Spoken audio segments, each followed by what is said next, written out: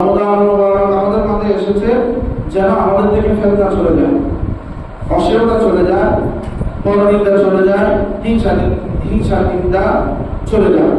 এখন আমাদের মাঝে আমরা রোজা করি, সাহারি করি, ইফতার করি, ইতিকাফ করি, যাকাত দেই, হজ করি, ইসলামের কাজগুলো আমরা আদায় করিনি, কিন্তু আমাদের মধ্য থেকে ইন্না সালাতা তানহা আনিল ফাহশাই ওয়াল মুনকার, আমরা নামাজের প্রথম কাতারে মুসল্লি, ইমামের পিছনে নামাজ পড়ি, পাগড়ি পরি, মেসওয়াক করি, দাড়ি রাখি, অথচ আমরা মেসওয়াক করে, দাড়ি করে, পাগড়ি করে আমরা নামাজ আদায় করে আমাদের মুখ থেকে, আমাদের জবান থেকে অশ্লীল কথাবার্তা যায় নাই, ফাহশা যায় নাই।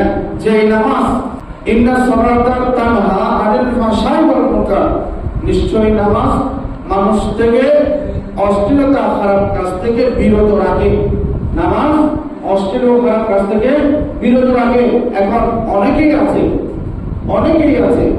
অনেকের মধ্যে স্বভাবটা আছে, বেশিরভাগ মানুষের মধ্যে স্বভাব আছে কি নামাজ পড়ে কিন্তু অশ্লীল কথাবার্তা বলে। বোঝা যাচ্ছে আমাদের নামাজ আমাদের কাজে আসছে না, অথবা আমাদের নামাজ আল্লাহর দরবারে কবুল হচ্ছে না।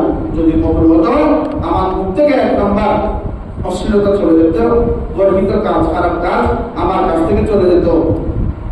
এটাই হচ্ছে এক নাম্বার আলামত যে নামাজ কবুল না হওয়ার। জরুরি নাউজুবিল্লাহ।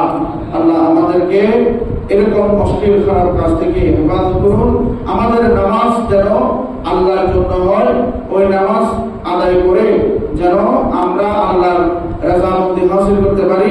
আমাদের কাছ থেকে যেন গুরবত, ফাহিশা, খারাপ কাজগুলো চলে যায়, চলে গিয়ে যেন আমাদের কাছে নামাজের প্রকৃত ফজিলত বরকত আল্লাহ আমাদের ফলে দান করেন। সকলে বলি আমিন।